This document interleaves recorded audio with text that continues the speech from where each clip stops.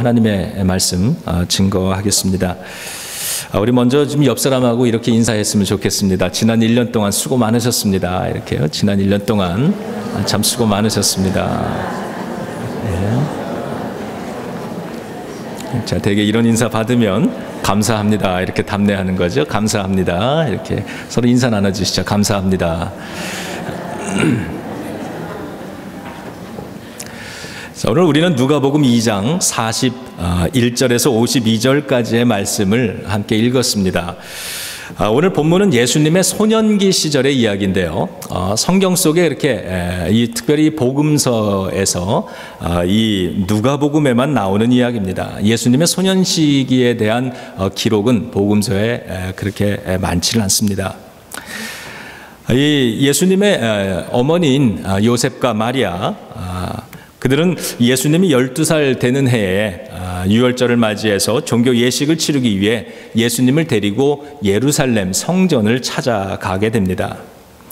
대개 이때 되면은 이게 이 큰 연례 행사기 때문에 또 중요한 종교적인 행사기 때문에 그 시골 마을에서 이 예루살렘까지 여행을 간다. 그리고 특별히 성전에 가서 이러한 예식을 치른다라 그럴 때는 그 친척들, 가족들, 마을 사람들 이런 사람들이 함께 이동을 했습니다. 생각을 해보면 이 어른들이 가면서 또 아이들을 각자 데리고 가기 때문에 이 뭐 하루길, 이틀길, 사흘길 이런 여행길 동안에 이 어른은 어른들끼리 이야기를 나누면서 분주하고 아이들은 아이들끼리 뛰어놀면서 분주하고 그런 모습을 생각해 볼 수 있습니다. 아마 정신이 없었을 거예요. 이제 예루살렘 성전에 가서 종교 예식을 다 마치고 집으로 돌아가는 길입니다. 하루길을 걸어갔을 때쯤 해서 그 무리들 가운데 예수가 없다는 사실을 이 부모가 인식하게 됩니다. 그러니까 아이들이 많았고 사람들이 많아서 을에 있을 거라고 생각했던 것 같습니다. 그리고는 열심히 그 잃어버린 아들을 찾기 시작을 합니다. 성경은 사흘 만에 예루살렘에 돌아가 보니 성전에 예수님이 계셨다라고 이야기를 합니다. 그런데 그곳에서 많은 학자들과 종교인들과 함께 예수님이 대화를 나눕니다. 토론을 합니다. 질문을 하고 답변을 주고받습니다. 그런데 12살의 어린 나이에도 이 학자들, 종교인들과의 대화를 나누는데 그 지혜가 너무 깊은 것을 보고 사람들이 놀랐다. 이렇게 이야기를 기록하고 있습니다. 이것을 통해서 우리 예수님은 세상의 어떤 선생보다도 더 깊은 진리를 소유하고 계시며 예수님이 세상에서 가장 위대한 진리자이시라고 하는 사실을 우리들에게 성경은 가르쳐 주는 것입니다. 세상 학문과 철학은 사람들이 득도를 위해서 찾아가는 진리를 말합니다. 그래서 그 진리를 탐구해 나가는 것이죠. 진리를 공부해 나갑니다. 그러나 기독교는 찾아오신 진리를 이야기합니다. 다시 말하면 진리이신 하나님이 우리에게로 오신 사건, 즉 예수 그리스도를 말씀하고 있는 겁니다. 제가 미국에 와서 처음 목회를 할 때에 우리 그 교회에서 만났던 우리 할머니 70세가 넘으신 이 최 권사님이라는 분이 계셨습니다. 이분은 학교를 다녀본 적이 없으신 분입니다. 어려운 이 한국의 어려운 시절에 태어나셔서 가족을 위해서 어릴 때 일터로 보내어진 그래서 이 공부의 기회를 전혀 가질 수 없었기 때문에 이 글을 읽고 쓰는 걸 전혀 못하시던 분입니다. 근데 이분이 성경을 예배 시간에 앉아 있으면 성경 봉독을 하면 사람들이 다 성경을 보는데 당신은 글을 못 읽으니까 성경을 모르는 거예요. 까막눈이죠. 그래서 그게 너무 안타깝고 속상해서 이 성경책을 펴놓고 하나님 앞에 눈물을 흘리며 기도를 하는 겁니다. 하나님, 성경을 읽고 싶다고, 성경을 읽고 싶다고. 그래서 계속해서 눈물을 흘리면서 이 기도를 하다가 어느 날 기적이 일어났는데 성경을 읽게 된 거예요. 글을 모르는 분인데. 그래서 성경을 읽습니다. 성경 봉독을 시키면 유창하게 읽는 건 아니지만 그래도 또박또박 성경을 읽으세요. 그래서 신기한 건 성경만 읽으십니다. 다른 책은 못 읽으세요. 제가 그분이 굉장히 기억이 많이 남는데 그분이 이 성경을 읽으면서 진리이신 하나님 예수 그리스도를 계속해서 알아가고 만나는 겁니다. 영접하는 거죠. 그래서 그것을 우리는 구원이라고 얘기를 합니다. 만약에 이 기독교의 진리가, 기독교의 구원이 공부해서 이 철학을 깨달아서 얻는 것이라고 한다면 그때 이미 연세가 70이 넘으신 이 최 권사님 아마 구원받기 어려우셨을 겁니다. 그분이 얼마나 지혜롭고 성품이 좋았는지 저는 아직도 기억이 나는데, 비록 일자무식이셨지만 사람들과 대화를 하는 거 보면 모든 이 지혜를 이 성경 속에서 얻으시는 것 같아요. 참으로 인자하고 지혜로우신 분이셨습니다. 진리이신 하나님을, 우리를 찾아오신 진리이신 하나님을 만나는 것, 그분과 관계를 맺는 것을 통해서 구원에 이를 수 있다라고 하는 것이 바로 기독교의 복음인 것입니다.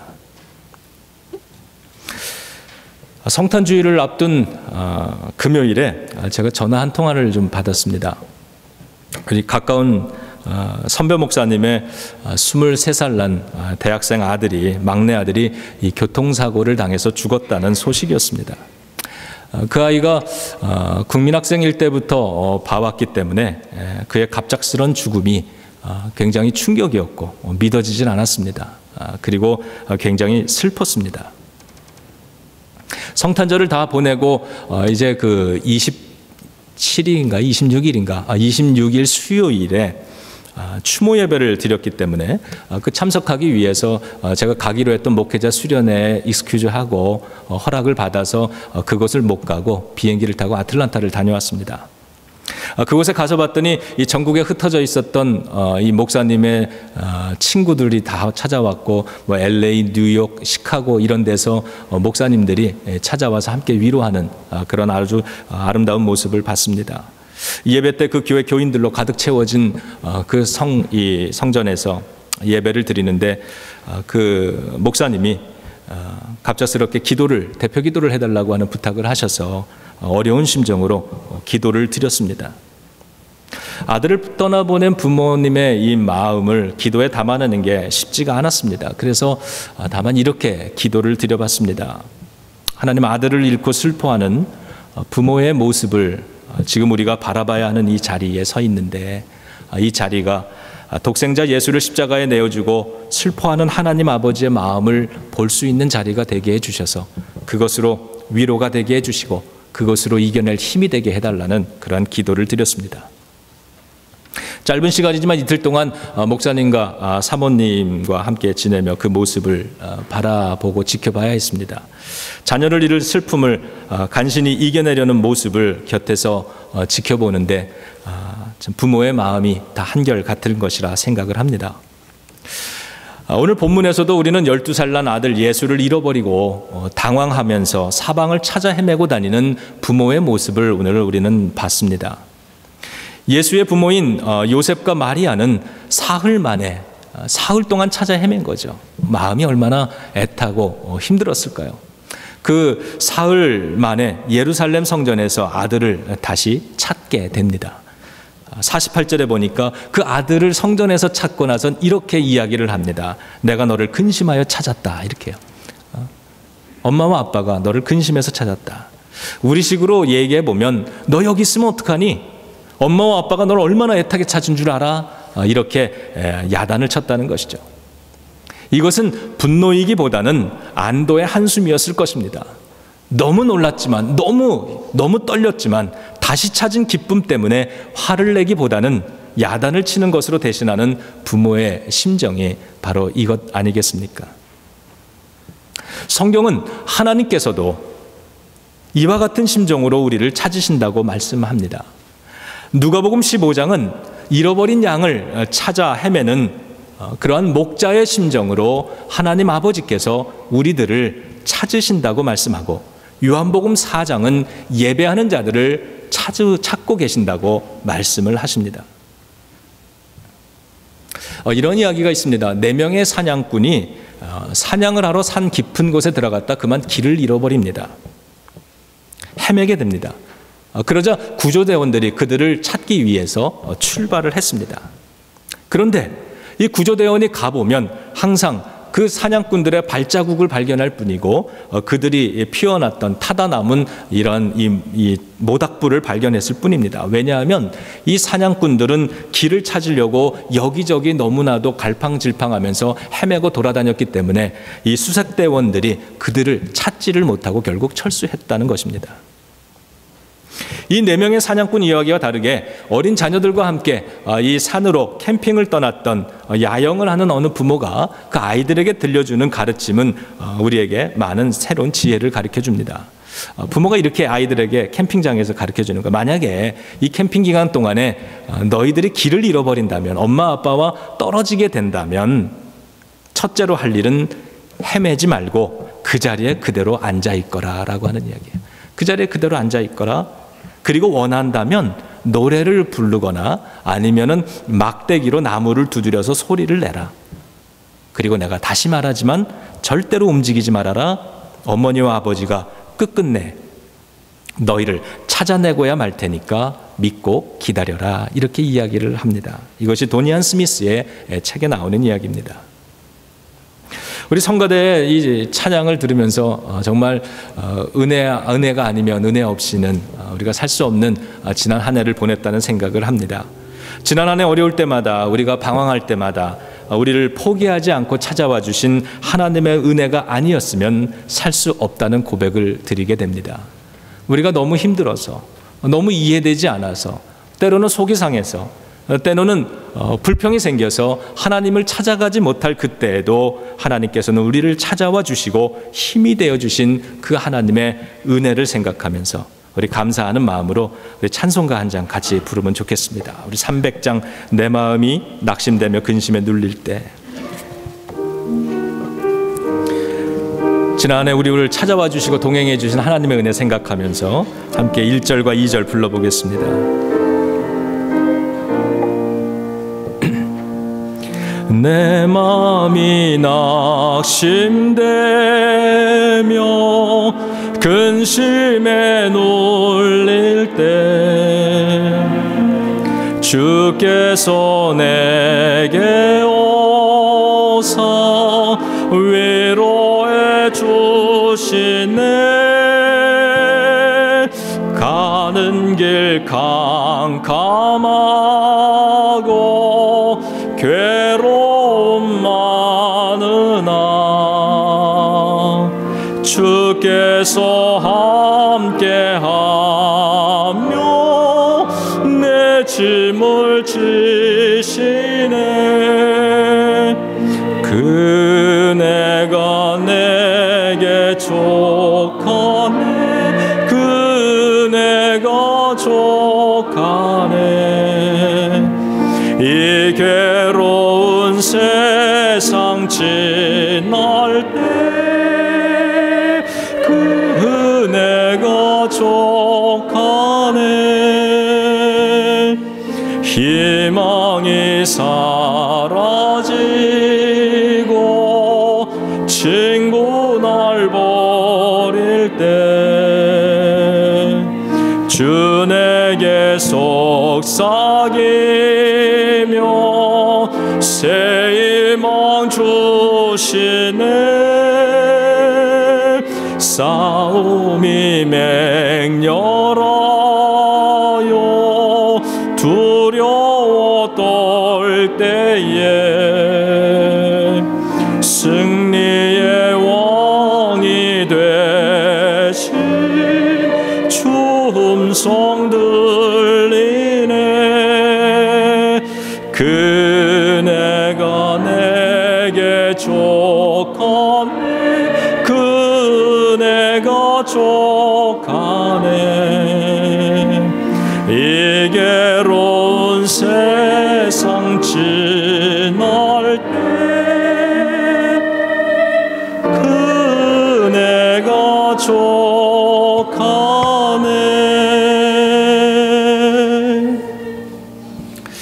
제가 아틀란타 가는 이 비행기를 타고 가는 그 안에서 이런 생각을 좀 했습니다. 우리가 누리는 행복이라는 것이 얼마나 이 제한된 범위 안에서 이루어지고 있는 것인가. 그것이 행복을 가져다주는 조건들이 얼마나 쉽게 사라질 수 있는 것일까. 이것을 생각하지 않을 수가 없었습니다. 그리고는 내가 오늘 행복하다고 말할 수 있게 하는, 내가 행복이라고 말하는 것들은 무엇인가를 한번 이것저것 생각나는 대로 떠올려 봤습니다. 여러분들은 어떠하신가요? 여러분들에게 있어서 행복은 어떠한 것들인가요? 그것이 굉장히 제한되어 있는 것들이구나 하는 사실을 새삼스럽게 떠올리면서 그 조건들이 하나씩 흔들리거나 사라질 때마다 우리는 얼마나 하나님께 날카로운 질문을 던졌는가를 떠올려 봤습니다. 하나님, 왜 나에게 이런 일이 생겼습니까? 왜 나에게 이런 일이 일어나야만 합니까? 미국에 있는 이 2세들, 3세들, 1.5세들 이런 이 차세대를 위한 신앙 영적 대각성 운동, 자마 운동을 일으킨 이 김충근 장로님의 책 Why Me라고 하는 책이 있습니다. 그 장로님이 이 유학을 왔다가 뭐 이제 교수 생활도 이렇게 하면서 병을 얻어가지고 이 죽음의 생사의 고비에 서서 그 어려운 시기를 지내면서 그가 경험했던 이야기들을 쓴 간증 같은 책인데, 그 책 표지에 Why me 이렇게 크게 써 있습니다. 너무 고난이 심해서 하나님 앞에 기도할 때마다 Why me? 하나님, 왜 나입니까? 왜 나에게 이런 일이 일어나야 됩니까? 왜 하필이면 나여야 합니까? 이런 기도를 수없이 질문을 드리면서 몸부림을 쳤을 때 하나님이 주신 응답은 결국은 이렇게 정리해 볼 수 있는 겁니다. Why not you? 왜 너라면 왜 너는 안 된다는 거냐, 이런 뜻이죠. Why not you? 우리가 앞에 영상 하나를 봤는데요. 여기 아버지와 아들이 등장하지 않습니까? 벤치에 앉아 있는데 아들은 아버지를 이렇게 약간 등지고 앉아서 신문을 보고 있습니다. 아마도 이 아버지가 그게 좀 섭섭했는지 관심과 사랑과 어떤 대화를 원하셨던 것 같은데 이 아버지는 참 늙었습니다. 장성한 아들은 신문을 봅니다. 그때 참새 한 마리가 날아와서 나무에 앉습니다. 그걸 본 아버지가 아들에게 물었죠. 저게 뭐냐? 이렇게 묻습니다. 그랬더니 아들은 퉁명스럽게 참새라고 대답을 합니다. 그런데 아버지는 금방 또다시 묻습니다. 얘야, 저게 뭐냐? 아들은 이렇게 얘기합니다. 아버지, 내가 참새라고 말씀드렸잖아요. 이러면서 짜증을 냅니다. 다른 참새가 날아오자 아버지는 또 묻습니다. 저게 뭐냐?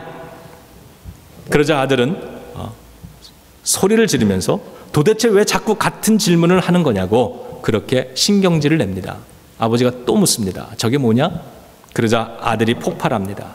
아버지, 내가 몇 번이나 참새라고 말씀드려야 합니까? 이러면서 윽박지르고 고함을 지릅니다. 아버지는 섭섭했는지 자리에서 말없이 일어나 집으로 들어가더니 손에 일기장 하나를 들고 왔습니다. 그리고는 한 곳을 펴서 아들에게 읽어보라고 얘기를 합니다. 아들이 3살 때 적은 일기입니다. 그 일기에는 이런 글이 쓰여 있습니다. 얼마 전에 3살이 된 이 막내 아들을 데리고 공원에 갔다. 우리 앞에 참새가 날아와 앉았다. 아들은 저게 뭐냐고 21번이나 반복해서 물었다. 나는 그 질문에 대해서 그것은 참새라고 21번 대답을 해주었다. 나는 아들이 질문을 할 때마다 매번 꼭 안아주었다. 그렇게 21번을 반복했다. 화내지 않고 애정을 가지고 나의 이 천진난만한 아들을 위해서. 이 일기를 다 읽은 아들은 잠시 후 아버지를 껴안고 입을 맞추는 그런 모습으로 영상이 끝을 납니다. 우리가 어렵고 힘들고 이해하기 어려운 일을 만나면 하나님께 왜라고 하는 수많은 질문을 던집니다. 반복해서 던집니다. 때로는 화가 나서, 때로는 불평하면서, 때로는 분노하면서, 때로는 원망하면서 그렇게 하나님 앞에 많은 질문을 던져왔습니다. 그런데 하나님은 우리가 던지는 질문에 대해서 매번 자상하게 이렇게 안아주시며 대답을 해주시는 겁니다. 여러분들에게도 분명 하나님은 계속해서 같은 대답을 해주고 계실 거라고 생각합니다. 오늘 본문에서 소년 예수와 예수님의 대화 장면이 나오는데 50절의 내용이죠. 부모님이 질문을 합니다. 네가 왜 여기 있냐? 여기 있으면 어떡하냐? 그랬더니 예수님이 이렇게 대답을 하셨어요. 내가 내 아버지의 집에 있어야 한다는 걸 모르셨나요? 그러죠. 이것을 다른 의미로 해석을 하면 내가 내 아버지 하나님의 일을 해야 한다는 것을 모르셨나요? 이런 뜻이 됩니다. 그런데 그 육신의 부모인 요셉과 마리아는 예수님이 하고 있는 대답을 이해하지 못했다라고 오늘 성경에서 이야기를 합니다. 그 부모가 예수께서 하신 말씀을 깨닫지 못하더라. 그러나 어머니 마리아는 이 모든 말을 마음에 두니라, 담아두니라 이렇게 얘기를 했습니다. 오늘 이 아버지와 아들의 이 대화 속에서 보여지는 것처럼 우리들은 질문을 무수히 합니다. 그러나 거기에 대해서 자상한 아버지는 매번 따뜻하게 같은 대답을 해주는 것입니다. 고난 속에서 우리에게 대답하고 계신 하나님의 말씀을 우리가 깨닫지 못할 때가 있었지만 오늘 이 마리아처럼 마음에 담아두는 것이 그래서 굉장히 중요합니다. 때로는 우리가 너무 힘들고 경향이 없으면 이 하나님의 깊은 뜻을 다 깨닫지 못할 때가 있기 때문에 우리는 하나님의 대답이 없다고 생각할 때가 많습니다. 제가 신학교를 다니면서 이 목사가 되기로 이 갈등의 사이에서 결단을 하고 목사가 될 수 있었던 때에도 그런 이 작정 기도와 중보 기도에 도움이 있었는데, 작정 기도를 1년 동안 계속 기도를 하는데 하나님의 응답이 없었습니다. 그런데 나중에 이 중보 기도하는 이 후배를 통해서 깨닫게 되고 알게 된 것은 하나님이 계속해서 나에게 대답을 주고 계셨다라고 하는 거예요. 근데 내가 너무 힘들고 내가 이 담을 쌓고 있으니까 그 하나님의 음성을 못 들었던 거죠. 내가 너무 힘드니까 하나님의 음성을 못 듣고서는 내가 하나님의 음성이 없다고 생각을 했던 거예요. 대답이 없다고 생각했던 거죠. 그래서 중요한 것이 평소에 하나님의 말씀을 우리의 마음판에 담아두고 살아가는 겁니다. 하나님이 나를 얼마나 사랑하시는가, 하나님이 나를 얼마나 지켜주셨는가, 그리고 성경을 통해서 하나님은 어떻게 약속해 주고 계시는가, 이것을 마음에 담아두는 것이 필요한 거죠. 지난 한 해 하나님의 대답이 기도를 통해서 주어집니다. 성경 독서를 통해서도 주어지고 예배 시간을 통해서도 주어졌습니다. 홀로 있는 묵상 시간을 통해서도 하나님이 말씀해 주셨고, 때로는 운전하는 동안에도 말씀해 주셨습니다. 때로는 내가 움직이지 못하는 환경의 움직임 속에서 하나님의 음성을 듣기도 했고, 때로는 옆에 있는 사람들을 통해서 들려주실 때가 있었습니다. 그 모든 다양한 통로들을 통해서 주신 말씀은 항상 한 가지였고 항상 동일했다는 것을 발견합니다. 그것은 이러한 이야기입니다. 내가 너를 사랑한다, 내가 너와 함께한다, 내가 너를 지킬 것이라, 내가 너를 인도할 것이라. 여러분, 지난 한 해 이 하나님의 은혜가 아니었으면 또 어찌 여기까지 우리가 달려올 수 있었겠습니까? 내가 너와 함께 한다고 우리가 하나님 앞에 가지 못할 때 하나님이 우리를 찾아와 주시는 은혜, 우리가 하나님 앞에 무수한 Why me라고 하는 이 대답으로 하나님 앞에 의문의 질문을 던질 때 그때마다 하나님은 얼마나 많이 내가 너를 지키고 도와주고 인도해 줄 테니 염려하지 말라는 대답을 해오셨는지. 하나님의 은혜가 아니었으면 우리가 어찌 여기까지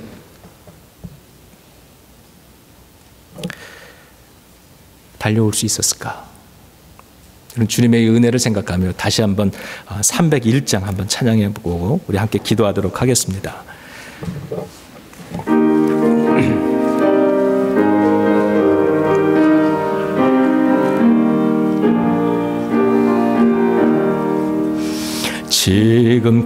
지금까지 지내온 것 주의 크신 은혜라, 한이 없는 주의 사랑 어찌로 말하랴.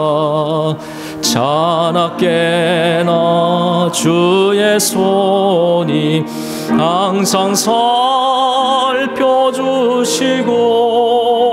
모든 일을 주 안에서 형통하게 하시네.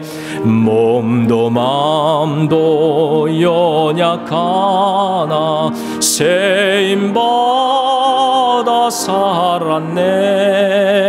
물 붓듯이 부시는 주의 은혜 족하다. 사랑 없는 거리에 나 험한 산길에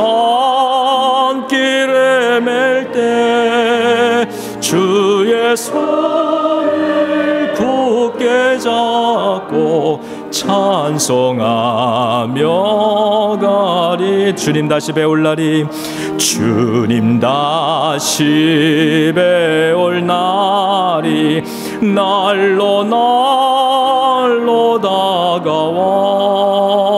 무거운 짐 주께 맡겨 벗을 날도 멀. 우리 자리에서 일어나 찬양하겠습니다. 나를 위해 예배하신 고향 집에 돌아가 아버지의 품 안에서 영원토록 살리라.